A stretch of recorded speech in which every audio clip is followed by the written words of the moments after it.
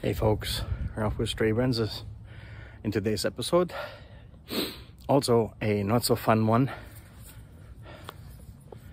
changing out the upper ball joints assemblies. You get them only like this, and this one is the driver side.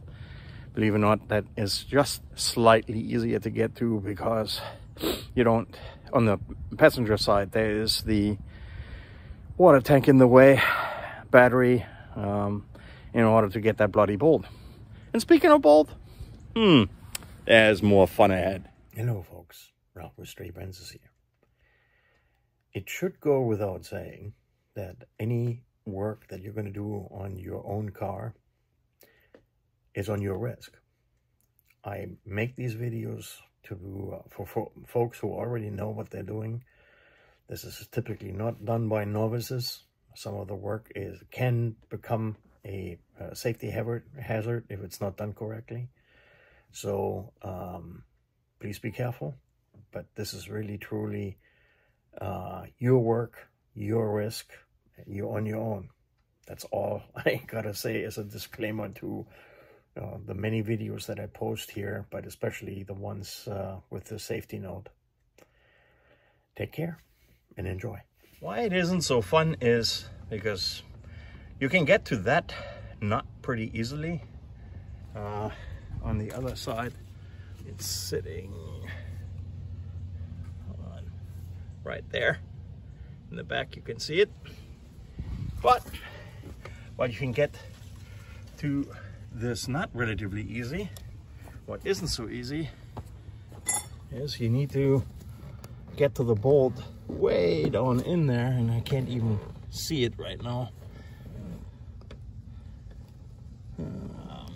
This one isn't fun because you need to get down to that bolt way down in there, not let it fall down. And that's all good, well and fine in getting it out, but trying to finagle it back in, I'm not looking forward to that at all. Here is the bolt with the nut. So this one is fairly easy to get to. On the other side, if you need to do the passenger side, there is the nut. And as you can see nothing because you need to remove the water tank and maybe even the battery in order to get to that down thing. Here now, on the underside. All right, so that is where the bolt goes through. The other nifty thing that the German engineers did is pretty unique because the stabilizer bar goes through this assembly, so we need to loosen this up and need to get this loosened up, this out, and then hope to God that this is not too crumbly. But this is also the reason why we're exchanging this one. This should not do that at all, and it's pretty worn. So first things first, let me try to get this loose, and then we'll figure out how to get that out without losing the bolt. Fun stuff. So here we go with the 17.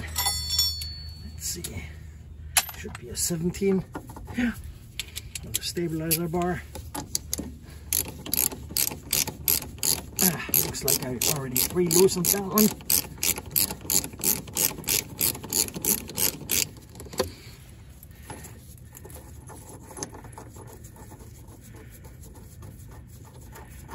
All right.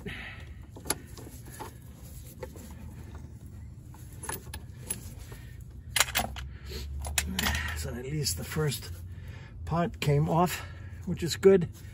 Now this one.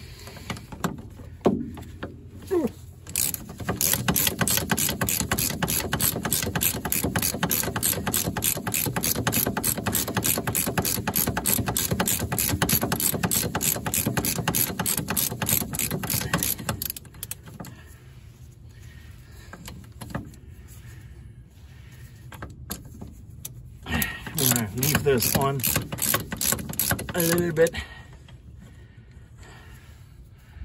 And on this one, because I don't need to, let's see if I can get my ball joint tool under here, which I can. So.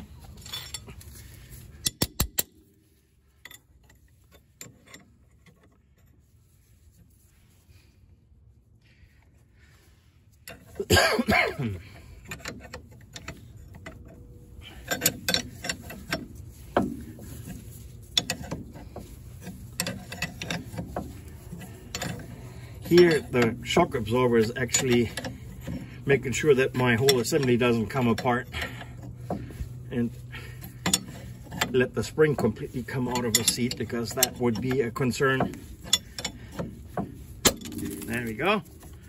So there's that.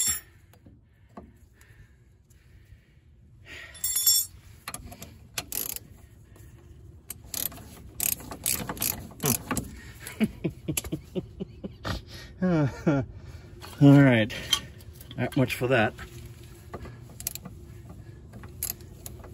All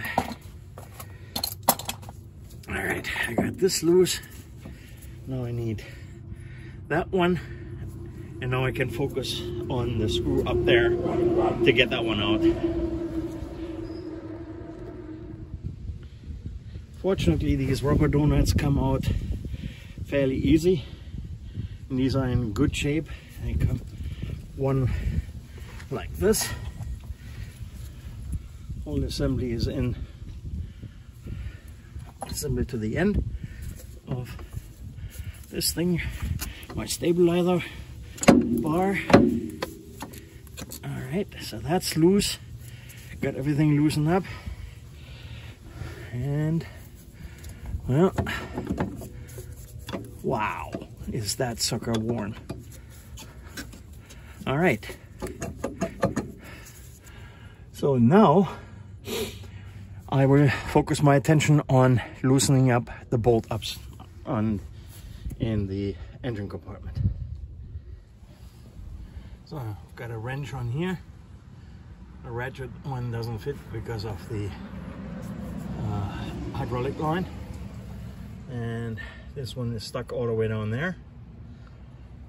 And let's get the nut off, and then we'll focus on trying to get the bolt out without dropping it between the firewall.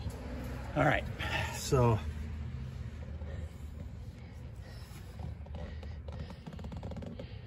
where is that son of a gun? There it is.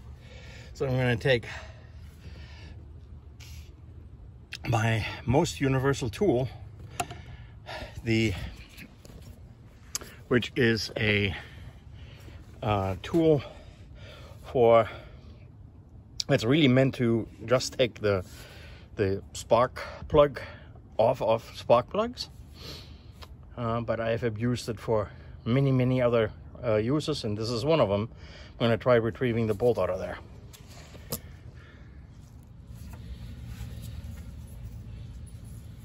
Got it.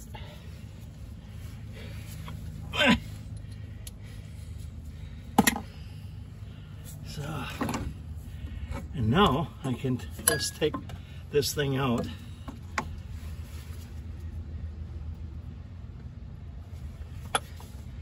And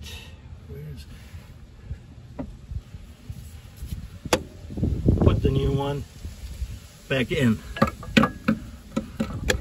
which is easier said than done, obviously.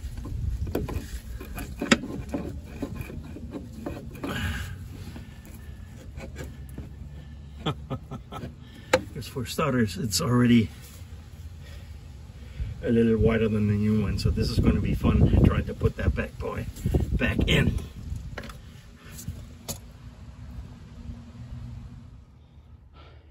Back to the upper ball joint replacement. Small little tip or hint: the old one here is roughly at 80 millimeters width, whereas the new one, this one, yeah, there you go, 85. So what's happening here is that rubber is brand new, and it pushes these two metal sleeves out. So there's a gap in the middle here on the inside that only gets squished together once you put this in. But right now, the tricky part is trying to get that back into the chassis of the car. That's going to take some finagling and jamming in, and hopefully you have another M12 bolt lying around, because we're going to put that through as a centering device so we can go ahead and put the bolt that belongs in there into it. So fun stuff. Not. All right, I got it started, greased it a little bit, and then put it on the torsion bar. And then you need to take a look. Yeah. Unfortunately, it doesn't appear to be in the right spot just yet. Almost. And then I'm going to try using this bolt here to help center it so I can get the actual bolt that is supposed to go in there back in. So I'll be right back once I'm getting that centering bolt in. All right, I got most of it back reassembled. Unfortunately, I encountered quite a bit of an issue there, but I'm gonna make sure to assemble the bolt from here. I wanted to keep it original, but c'est la vie. It's pretty involved job. I had to loosen up the power steering line, like the firewall fastening screw had to come out in order to make way for the bolt to go in here. And now I need to fish the little bolt, actually the nut, where it is. There it is, I think. Not quite through, but in a moment. Success.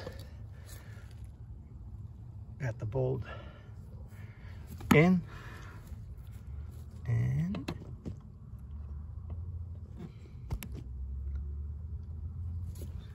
the bolt is in. You can maybe see it.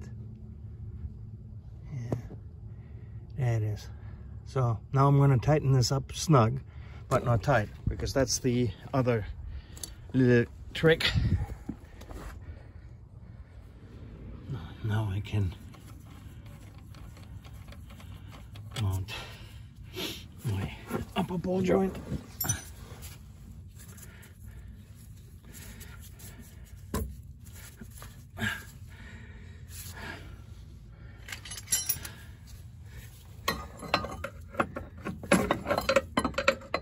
Might have to help this one along a little bit. There you go. Oh, there we go. All right. Meantime, I can tighten this bad boy up. That one is finished. So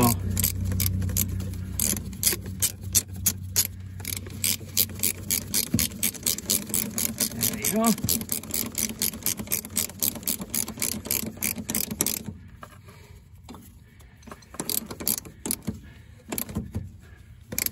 Remember, after tight comes off, so don't overdo it.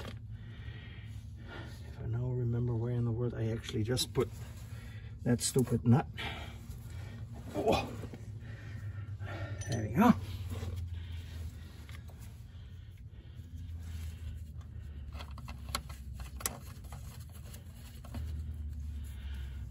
Same thing here.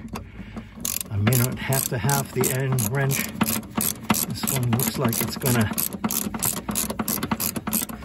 go on without a hitch. There you go. There we go.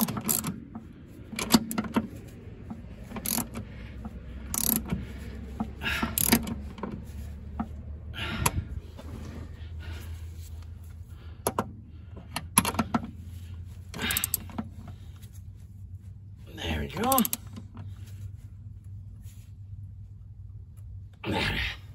That's tight enough. All right, so that's tightening up the upper ball joint. And if that was your only job, then congratulations, you did it. Other than that, now you can put the rest back together and go from there. Suspension parts like that, rubber bushings, don't tighten that all the way.